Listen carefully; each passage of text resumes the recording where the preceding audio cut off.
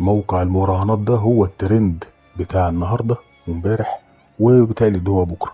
بس ايامه اعتقد بقت قليله من دلوقتي. من فتره كده انتشرت حاجه اسمها المراهنات او موقع معين يعني للمراهنات في طياره كده، واللي هو تحط 1000 جنيه تجيلك 30 وتحط كل الكلام ده. هنبدا نعرف بالتجارب الحقيقيه اللي حصلت منها، تجربه حصلت قدامي لايف. متنساش تشترك في القناه وتفعل الجرس وتدوس لايك لو الفيديو عجبك. ظهرت مواقع مراهنات وريفيوهات كتيرة على اليوتيوب، وبدأت اتخض جدا لما عرفت حقيقة اليوتيوبر اللي بيتكلموا عن الافلام دي او عن المواقع دي. وهي طبعا افلام ولعبة، ولا انت بتكسب حاجة ولا اي حاجة خالص. وبيعملوا برامج محاكاة للبرنامج الاصلي بتاع المراهنات، ويوهمك ان هو بيكسب اهو، ويقعد بقى يقول الله اكبر الحمد لله اللهم صل على النبي. اللهم ده قمار حضرتك. يعني اللهم صل على النبي والله اكبر ازاي؟ ده انت بتلعب قمار. فما ينفعش تقول الكلام ده خالص، ما ينفعش تطلع تروج للقمار اصلا. انت بتروج للقمار. ويعني ومش هكدبك، يعني في ناس تقول لك ايه، ما هو اكيد ما بيكذبش. لا ما بيكذبش، اخلاقه ما تودوش لكده بصراحه. هي اخلاقه بس تخليه يلعب قمار وكمان يروج ليه، وكمان ما يكذبش. اكيد كذاب طبعا، اكيد هيكذب عليك طبعا، لان الكذب اسهل بكتير من اللي هو عمله. انت بتلعب قمار، ده يعني انت بتحارب ربنا والعياذ بالله وتحارب رسوله. انت ربنا اصلا هو اللي بيرزقك، فانت بتقول لا انا هترزق من القمار. القمار اللي هو ايه؟ رجس من عمل الشيطان. ده حسب الوصف القرآني انه رجس من عمل الشيطان، يعني صناعة الشيطان. فانت ما بتترزقش بقى من ربنا تقول له لا ده انا رايح اترزق من الشيطان والعياذ بالله. فانت تعتبر كده عملت درجه من درجات الحرام كبيره جدا، مش عايز افتي كتير جدا. ولكن كمان الكارثه الاكبر بقى بالنسبه لك، يعني مش ان انت خسرت الدنيا والاخره وبس، الخساره كلها انك تحس قد ايه الناس دي بتصرف في الدعايه، وقد ايه بيدفعوا اليوتيوبر. وفي يوتيوبر منهم اصلا كانوا ضحايا للعبه دي وخسر كل فلوسه.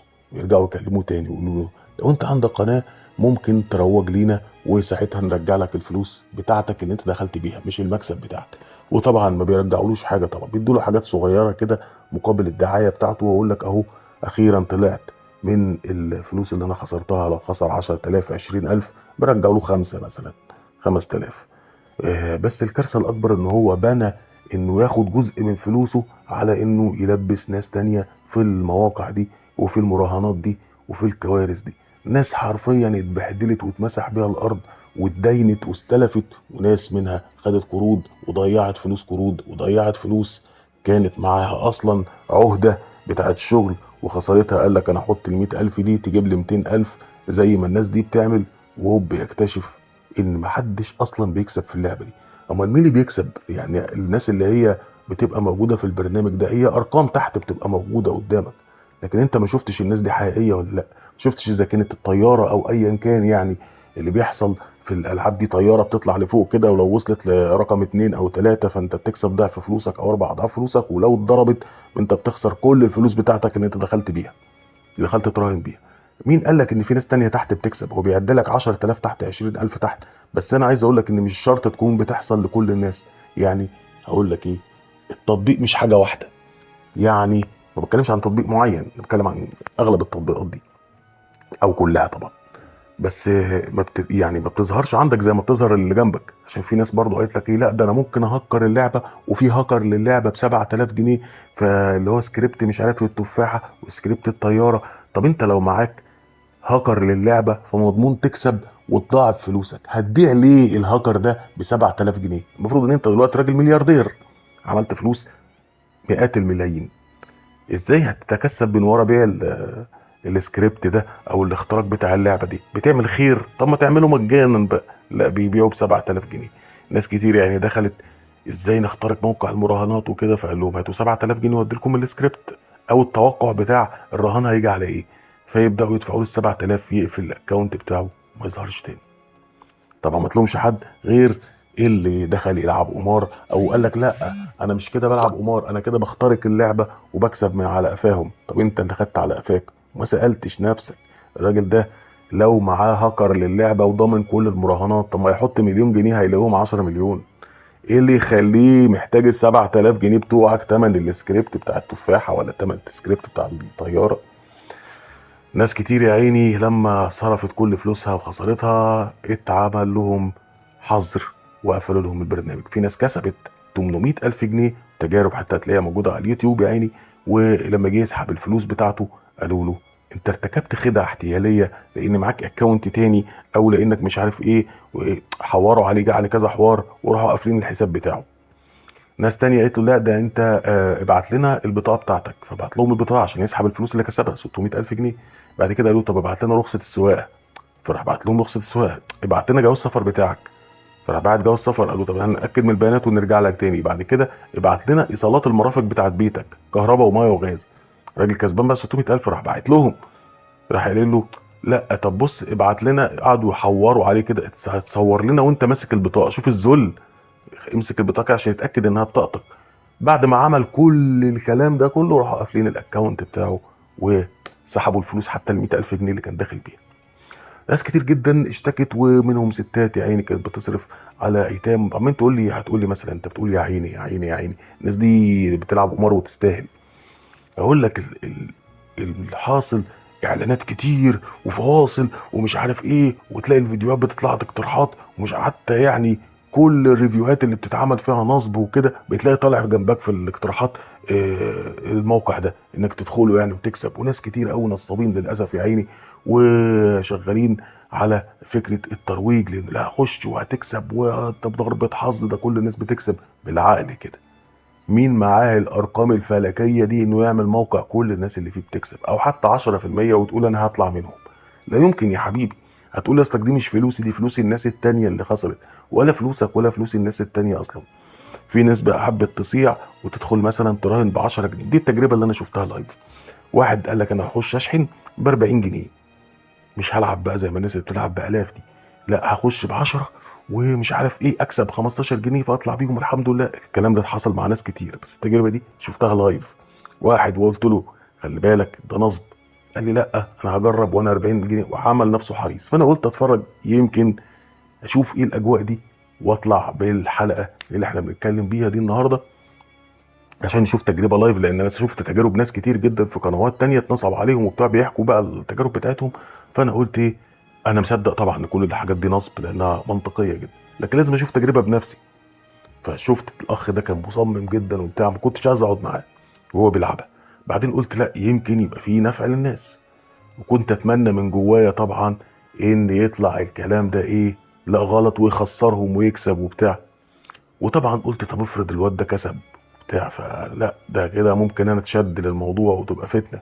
ولكن سبحان الله، الواد ده بيلعب، دخل على الموقع اياه، دخل في الرهانات، الطياره عماله دب تتضرب دب تتضرب دب تتضرب، خسر 30 جنيه 3 مرات. بعد كده فضل معاه ال 10 جنيه الاخرانيه.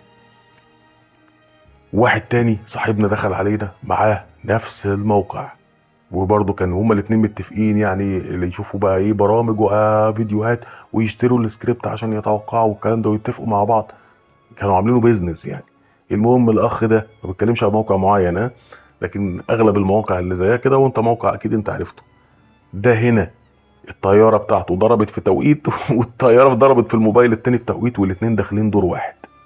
اوبا، يعني الطياره دي ما بتطلعش لنفس الشخص؟ لا، ما بتطلعش لكل الاشخاص في نفس الوقت بتضرب في نفس المكان. لا يا معلم، ده سيستم هو بس اللي متصمم عشانك انت بس وانت بتلعب.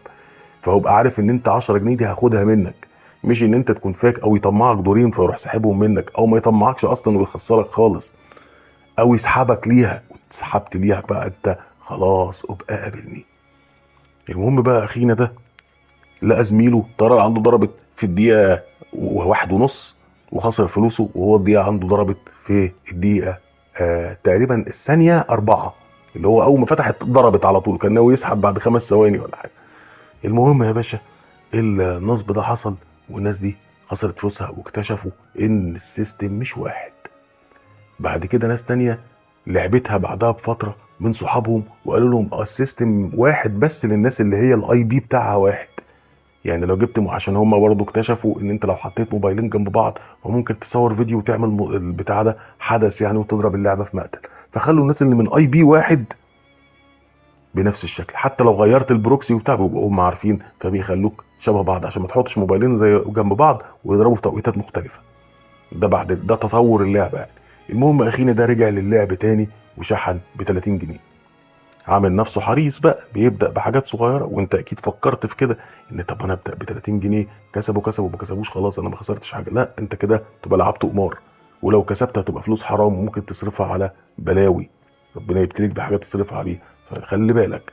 المهم اخينا ده يا معلم لعب لعبه، قال لك العب لعبه ما فيهاش حظ، دومينو، وانا لعيب دومينو على القهوه، واحنا نشهد له فعلا الواد ده من اجمد لعيبه الدومينو على القهوه.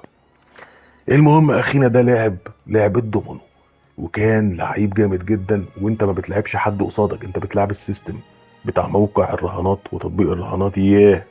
فالمهم يا معلم الاخ ده دخل فعلا كان كسبان، وحسينا بحاجه غريبه قوي ان السيستم وهو بيلعبه معاه كروت كتير، استحاله ما يكونش معاه الارقام اللي موجوده على الارض. اللي بيفهم الضمن هيفهم انا بقول ايه. يعني مثلا في 2 من ناحيه اللي هي الدو، ومثلا الجهار اللي هو 4 من ناحيه، استحاله 7 ورقات قدامك ما فيهاش لا دو ولا جهار فيسحب. ده كان معناها ايه؟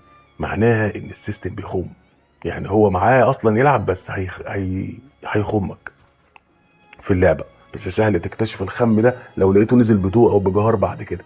فاللي حصل ايه، التاني كان بيلعبه والتاني عمال يسحب عشان يقفل له ادوار كتير، يعني يلم ارقام معينه من باب معين، يعني يلم 6 شيش مثلا او 7 دو كده، حاجه في الضمن اللي فاهمها يعني. فالسيستم كان عمال يخم قدامنا، وفي كده كده هتكتشف ان هو بيخم. قبل ما تكتشف بقى ويجي يطلع لعبه فيها دو ولا جهار، راح ايه اللي حصل؟ اللعبه هنجت، مش من الموبايل بتاعه، لا، اتكتب خطأ في اللعبه، الرجاء المحاوله مره اخرى. المهم طلع من اللعبه افتكر تهنيجه والرهان ما اتحسبش، لا، الفلوس اللي هو كان داخل بيها ال 10 جنيه اللي كان بيلعب بيها الدور ده خسرها. لعب اللعبه دي تاني عشان هو بقى مش عايز يعتمد على الحظ ويلعبوا بيه. فهم هوب قعد قرب يكسب، خلاص الدور خلاص كسبان وهو معاه ورقه واحده والسيستم معاه 6 ورقات وهيكسب. خطأ في اللعبه، يرجى المحاوله مره اخرى. خسر كل فلوسه. لعب ال 20 جنيه قصدي اللي دخل بيهم، شحن تاني، سحب بقى، خسر ال 100 جنيه كلها. خطأ في اللعبه، اول ما تقرب تكسب يحصل. حتى اللعبه اللي ما فيهاش حظ، اللعبه اللي فيها حظ بيخسرك، واحنا عارفين ليه، واتشرحت لكم يعني السيستم بيلعب كل واحد ازاي. اللعبه بقى اللي فيها نسبه كبيره من المهاره برضو فيها حظ، انك بتجيب كروت من بره انت مش عارف ايه هي، بس فيها نسبه مهاره بتخسرها قبل ما تقرب تكسب. راح مكلم خدمه العملاء وراح قايل لهم يا جماعه انا خسرت الفلوس بتاعتي عشان بيحصل خطأ في اللعبه. تخيل ردوا قالوا له ايه؟ حاجه مضحكه جدا. قال له هات سكرين شوت ليك للكلام اللي انت بتقوله ده. فهو طبعا ما كانش مدي اخوانا، هو بيلعب قدامنا كلنا الكلام ده، ما كانش هيعمل بقى فيديو، هيسجل فيديو ليه للعبه؟ هو مش مدي اخوانا خالص. الاول كان بيرد عليه روبوت، بعدين حولوه لخدمه عملاء واحد، فرد عليه قال له كده، قال له لا طب انا هلعب دور وبتاع. راح لاعب دور قدامنا يعني، وراح حصل خطأ في اللعبه وكده، وراح عامل سكرين شوت، كان عامل بقى فيديو سكرين، كان مسجل اللعبه فيديو. راح بعت للاداره، بعت صوره وبتاع، قال لهم اهي عمل الخطأ في اللعبه وكده. ردوا عليه قالوا له ايه؟ قالوا له احنا راجعنا البيانات بتاعتك يا فندم، واكتشفنا ان انت خسرت الرهان، مفيش خطأ في اللعبه ولا اي حاجه. وقدامنا كلنا الجيم ما كانش انتهى اصلا، وهو اللي كان كسبان فيه لحد اخر وقت. بعد كده جه يكلمهم تاني، راحوا سايبين له روبوت يرد عليه، اللي هو انت بتبعت كلمه فيقول لك ايه، لديك استفسار في كذا او كذا او كذا او كذا، فانت قدامك اختيارات تختار منها، ما بتديلوش اسئله جديده، فتديله كلام جديد يقول لك لم يتم التعرف على اسئلتك او سؤالك.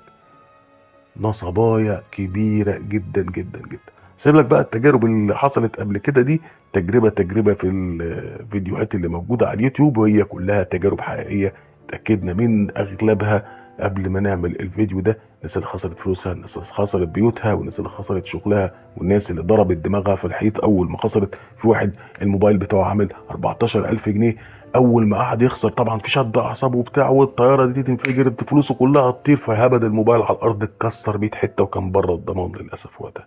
طبعا ده قمار اللي احنا بنسمعه عن القمار ده، والناس اللي بدات تشرب عشان تنسى الخسائر وصلت. بقول لك في ناس خسرت فلوس بقى، في ناس خسرت يعني 600,000 جنيه 700,000 جنيه، في ناس دخلت ب100,000 وكسبت 700 فوقيها بقى 800 كلهم، ما عرفش يسحبهم كلهم.